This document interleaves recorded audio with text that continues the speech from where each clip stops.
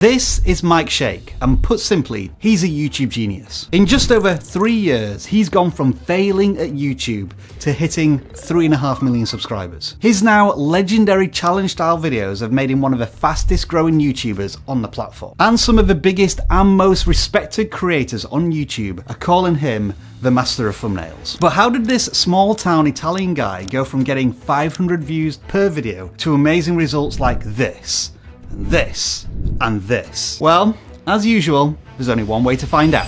For the past week, I've been studying the channel and breaking down the structure of some of his most successful videos. And what I've basically discovered is that all of his viral videos follow the same 3-part structure. And that practically guarantees each of those videos millions of views. In fact, the first time Mike applied this strategy, that video got nearly 5 million views. So if you are struggling to grow your small channel, then grab a pen and notebook, or just use your phone, because this video could change everything. And we'll start at the very beginning. Mike's viral packaging formula. What many small creators still do today is create before they think. They will simply pick an idea in an instant and go off and make it without doing a research to figure out whether this idea has any proven virality to it. And the net result of that usually is a meager number of views. But Mike realized early on that it's important not to try and reinvent the wheel all of the time. And as soon as he stopped making random videos and picked proven ideas, his videos exploded. For example, if we search for his first viral video idea on YouTube, we can see that it was already getting millions of views. And not only that,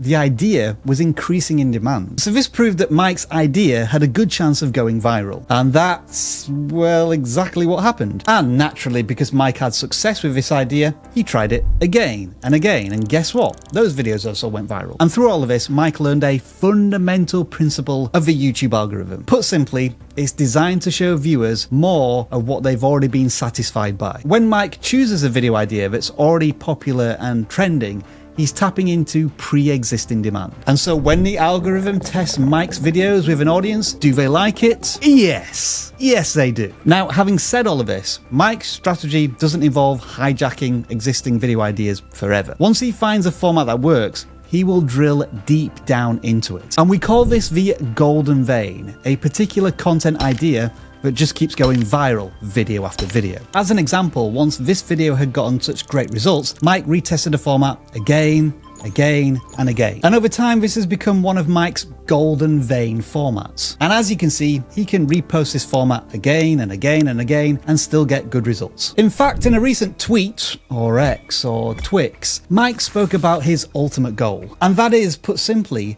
to find one predictable format that his audience is extremely familiar with. The reason for that is when viewers know what to expect from your videos, you can build a really deep and loyal connection with that audience. They become familiar with your style and your personality in your videos. This cultivates trust and keeps your viewers coming back time and time again. Have you noticed I keep saying time and time again?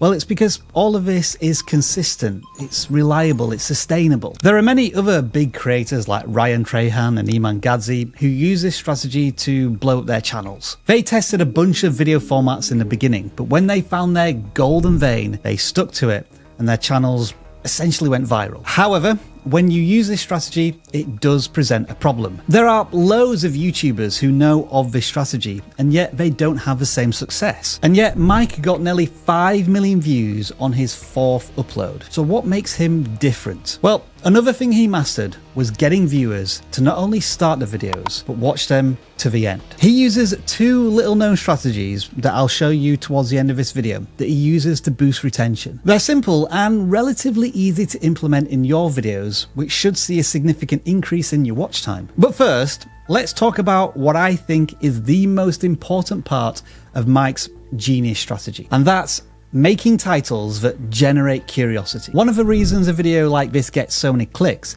is because it sparks curiosity in the audience's mind. What do you think to yourself when you read a title like this? I learned to type fast, 95 words a minute. You're immediately thinking, how did he learn to type so fast? Or, I want to learn how to do this as well. This creates a strong urge to find out the answers to those questions. Fear of missing out.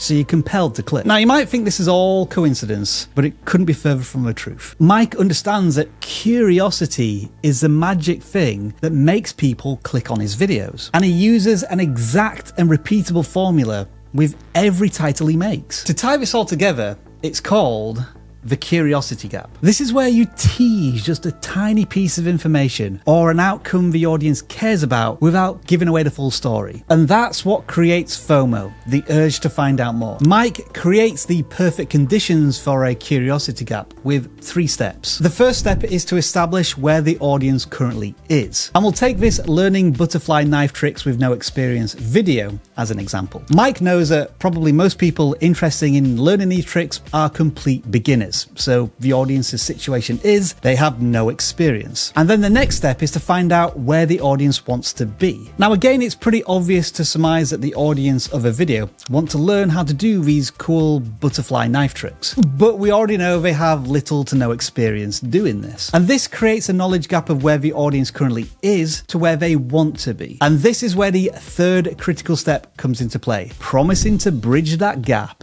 in the title. Mike is going to close this gap himself by learning how to do these butterfly knife tricks as a complete beginner himself. The curiosity is sparked in the viewer's mind because the promise is made from novice to expert. Now, this formula is simple, but it doesn't work if your audience isn't interested in the topic. Before Mike made this video, there were loads of other similar videos going viral on the topic. But if he'd picked an idea such as how to clean a cooking spatula with no experience, probably wouldn't have got 11 million views, would it? Now, this is only the first part of Mike's genius titling strategy. He does do one more thing to guarantee that his titles get clicks. You see, the one thing I've noticed about Mike's channel after studying his videos is that he doesn't leave anything to chance. He ensures that every part of his video can be boiled down to science. And one of the ways Mike does this is by split testing his titles. In a recent post on Twitter, Mike actually shared his exact testing strategy. For example, in this video, Mike tested the following titles. He tested each one individually, keeping a close eye on the real-time views after one day. And after all the tests,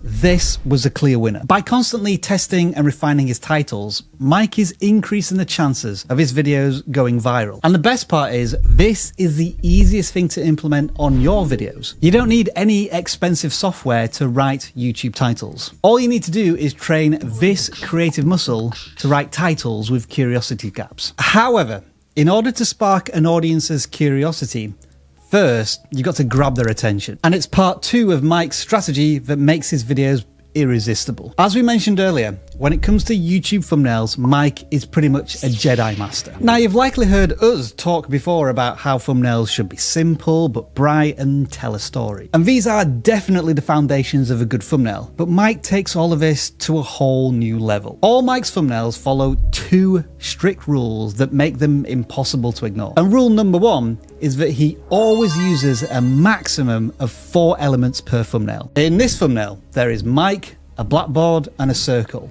That's it. By only having 3 elements, Mike is able to create a clear and focused message in that thumbnail. There is no clutter, no distractions, no confusion. And rule number 2 is that Mike always uses a minimalist background. This creates a clear separation between what you should and shouldn't be looking at. And as a result, the subjects of a thumbnail literally pop out of the screen. In this example, Mike, the wine glass, and the text are crystal clear. And that only requires 2 seconds of communication between the thumbnail and the audience. It grabs your attention, and then when you look at the title, yes, a repeatable format, it creates curiosity. But we're not done yet, because Mike uses a very systematic solution to create the best thumbnails on YouTube. In another recent Twixter post, he revealed his unique ranking system for thumbnails. This allows him to test the virality of each thumbnail before spending hours making the final version. First, he makes 3 different thumbnail sketches for the video. Then he ranks each thumbnail to 4 specific criteria. How many elements does it have? Does it grab attention? Does it convey action or movement? Does it create a curiosity gap? He gives each of these a ranking score between -1 and +1. And then the thumbnail at the end with the highest ranking naturally wins. So let's go into a bit more detail with this now.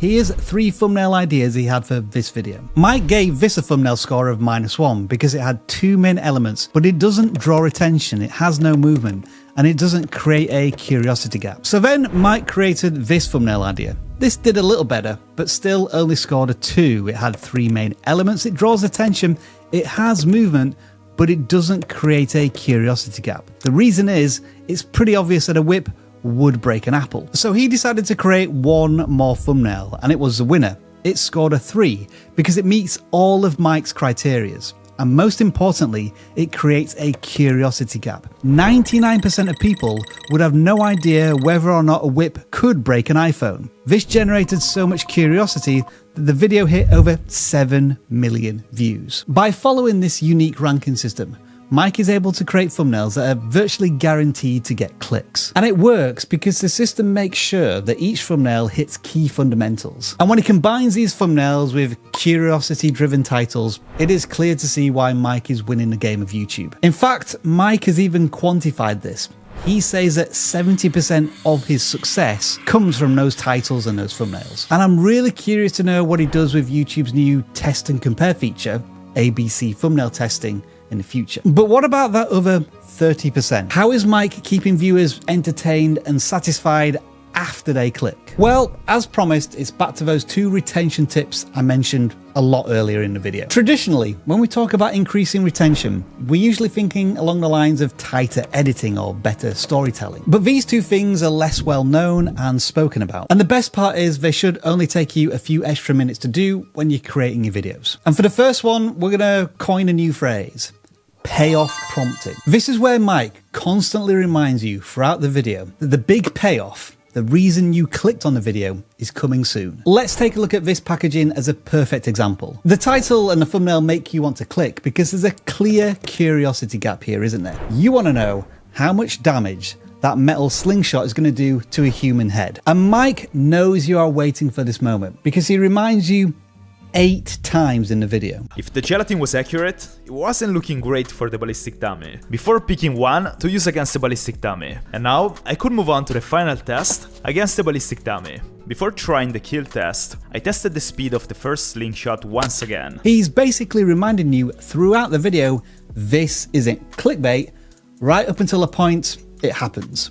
And the first shot went at eye level, and it went right into the gelatin. Genius, really. And now for the second technique and a second phrase: conflict stacking. This is where you introduce bigger and more intense challenges and obstacles as the video progresses. By doing this, you're constantly creating new and bigger curiosity gaps, and it keeps the viewer engaged because they have to see what's going to happen next. In Mike's videos, he often starts with a relatively simple or low stake challenge, and then gradually he ramps up the difficulty and the consequences as the video continues. For example, in his video, I built the world's most powerful whip, Mike begins by whipping easy targets such as apples and Coke cans. But as the video continues, he moves on to harder, more impressive objects. This technique works because it taps into our natural desire for closure and resolution. As the conflicts get bigger and the stakes get higher, we become more invested, which means we watch for longer, therefore the algorithm is happy,